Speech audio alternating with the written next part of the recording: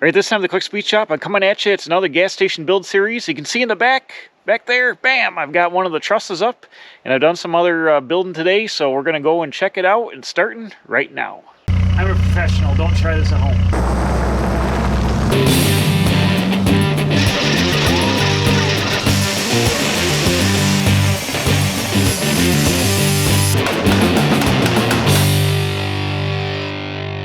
All right, bam, I'm back at it here on the backyard gas station build.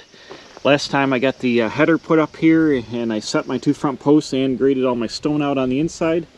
I've done a little bit of backfilling around here, cleaning this up and getting the stone started. There's going to be a little stone pad out here. I've started to lay that out. But today I think I want to go ahead and get this outside roof truss set up here. I've got the tail on it where it's going to sit here, and I need to go up and determine what my height is going to be on these upper posts, the longer posts, and that'll determine where I can put my garage door height. I'm thinking the smaller bay here. So my posts, I've got an 8-foot wide post, 8-foot wide hole in the middle to get my 77 Ford truck in here. It needs almost 8 foot because of the tow mirrors, and then I've got two 7-foot doors on the side for my smaller vehicles like my Model A's and my Willys Jeep. They only need a 7-foot door. So I laid it out with two 7-foot doors and an 8-foot door. This door will probably end up being, if I can, maybe I could squeak it out to be like a 9-foot tall door or something. I'll see. But I'm going to drag the truss out and try to set it up on here. I got the tail. I'm going to put a cripple on there to hold it up, or an outside board to hold it up, and then I'm going to climb up and push it up the ladder till I get it parallel, and then that'll give me my height for my front, what do you call it, across the front there, the front header. And then I can determine these garage door heights and start figuring out laying out headers here. So I'm going to uncover the trusses and then try to put it up here without dying. So stay tuned for that. Okay, these are the trusses I'm using. They're single mono scissor truss, which means they got the slope on the top, the 3 on 12 pitch on top, and they also have a 1.5 12 pitch on the bottom. So I've already hauled one up here. I've got it stuck up in my notch here. Simply took an outside 2x6 and made a notch to hold the tail of it there. And you can see the tail, there's going to be a 1-foot overhang, and the tail is going to sit on this 2x10. There'll be another 2x10 I'll add to the inside later when I'm sure if the angle starts already. I want to get it up tight, so I haven't added it yet, but this will be enough to hold it to get an idea. So I want to do now is try to drag this up the post. I've got a C-clamp. I'm going to C-clamp it up in the air and hopefully get the end of it parallel. That'll tell me my height. They're kind of heavy for me by myself, and I got some friends coming to help me set the middle trusses, but I think I can snake this one around. We'll see what happens. So I'm going to try it right now. I'll set you guys up. You can watch.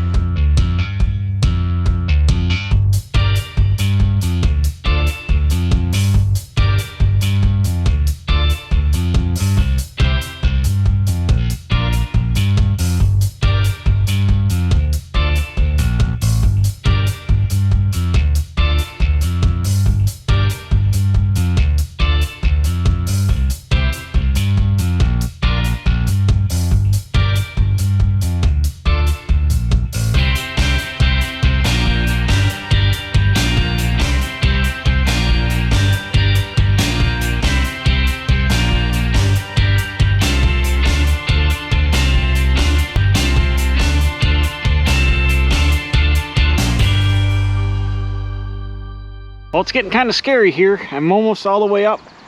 You can see the front of the rafter tail is still tipped down. I've got to go up another couple of inches, but I don't want it to tip over right now. That post is holding it from flopping, so I'm going to nail a sticker up to the front of that post up in the air a few feet, so then it'll have some stability that way. And I'll do one on that post too. That'll keep the thing from flopping around. I'm going to fight and get it up. I want it sticking 1.5 inches out here. That'll give me, it'll tie into the girt boards, and I got plenty of tail to hang over. So once I get it up where it's got to be, I got to cheat it that way, probably 1 inch, and then it'll be a good spot. It'll be locked in there. But you can see how the slope of the bottom truck cord is also sloped like the top. I screwed up. That should have been a 16-foot post as well, I guess. The one in the back's not going to matter because that's going to have girt boards across it, but this one with the door header, I screwed up there. But I'll fix it, no problem. Whew, after about another hour of monkeying around up and down the ladders 1,000 times. I've got the truss up where it's got to be here. Check this out. I've got a temporary holder board up there holding it up, but it's 1.5 inches past the post, so it'll be perfect for the girt boards going across the front to make the front of the building all the way down the siding. And I need to extend my posts up all the way to pick them up, so I'm going to let's see, extend this post up with some 2x4s and tie it in. This one, because I've turned them on the edge for the narrower profile, I use 2 2x6s up the outside and extend the post, extend that post up. That's what I'm going to work on next. Get them all tied in. I've plumbed my tall post up all the way up. I had it off about 1/8 inch. I was able to plumb it and tie it in up to the roof truss, and that's tied in now. I just got my temporary brackets. I'll take them off. But I'm going to work now on extending that. Got the tails perfect there. It came out perfect, right down where it's supposed to be. And I've got a couple of screws just holding it. I'm going to use nails because these screws aren't structural. The nails are the structural part. So I've got a couple of screws just holding it together so I can move it if I have to. But I think it's where it's got to be. When I put the other 2x8 on the inside, it's going to interact with the door header here. So I'm going to have to notch the door header and notch the 2x10 to like interlock with each other in this corner piece. And it's all going to lay out together. That's the only spot I got to do that. Everything else will be fine. So I think I'm going to have a 7-foot door here, an 8-foot door in the middle, then a 9-foot door on the door opening on the end, and just kind of stagger them up as I go a foot, and that'll work out good. So I'm gonna just work on this now, get all this boxed in. I'll bring it back and show you that when I get it done. And now I can run my 2x10s across the front. Now they have that established, the height there. I'm gonna put the 2x10 across the front of the building, and then run some 2x4s up at every roof truss, and then they will be able to tie right into them. So I can work on that as well. All right, a lot of good progress here. I've been slowly picking at it. I've got my garage door headers framed in. I'm about 7.5 foot at the first door, about 8.5 foot at the second door, 9.5 foot at the third door. And that's to account for the several inches of stone. And if I ever wanted to put a floor in here, I'd be able to pour on top of the stone and then still have like a 9-foot door, an 8-foot door, and a 7-foot door. So I've blocked in under my trusses here with the headers and blocked everything together, so that's going to be continuous down there.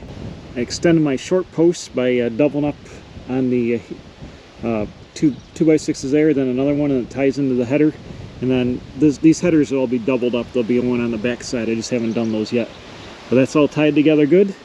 And now I'm trying to get the 2x10 to span the whole front up there.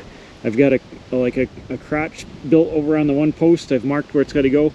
I got it stuck down in there. I'm going to slide it down, get on this ladder and pick it up and hold it up there and get it plumb, and then nail her on across, and that'll give me something to set my rest of my trusses on. And actually I got the dimension. I could probably put the back one on too and get it going across there. But yeah, it's coming along here. It's slow going by yourself, but I gotta think. I didn't really plan the headers, the doors and stuff out before I started building, so I had to think and do some math and you know, make it work out. But it's coming out good. Everything's fitting together good. Oh, I also added some diagonals here for the corners. These are permanent here, these two, that push post to post, and when the girt boards get added to the back horizontally here, they'll get attached to this, so that really stiffen that up. It put some triangle action in it, and then I'll put some bracing in this wall here to keep the wind load on it from doing off, and I can also brace the other way in the truss a little bit between the door. Try to keep some of the wind shear. The wind comes out of the west over here, so luckily the roof is shaped like an airplane wing, so it should over there and take some of the, it's like a big sail, the tall walls out of the wind, so it should be all right.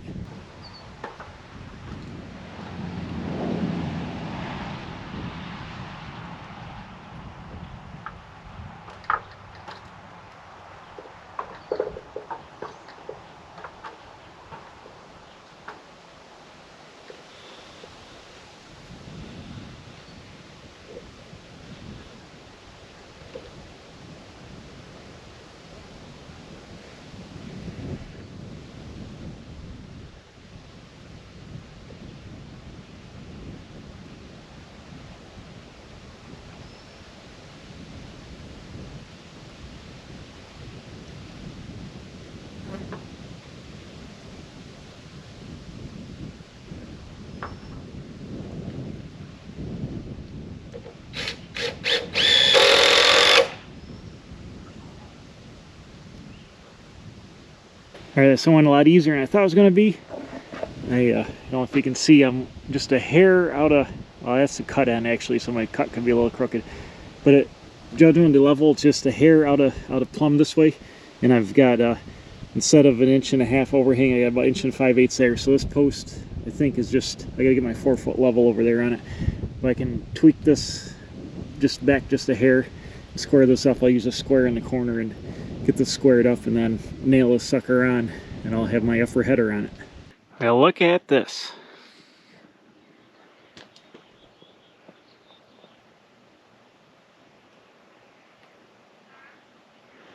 So I've got redone my braces. I'm braced here to the bottom of this post and the bottom of this post, so I can get rid of my outside braces so I can prepare to drill for my gas station office and the front porch. I'm laying out some vertical pieces to hold on to the side of the trusses, and I've got the trusses marked out there. You can see those X's maybe on there where the truss is going to sit. So I'm just laying those out all the way across here, and that'll give an overlap to tie in like I tied in down here at the post. And even though I don't have the back 2x10 in here, I'm laying out those X's where the those 2x6 pieces that'll hold the trusses will go, and I marked it out up top here.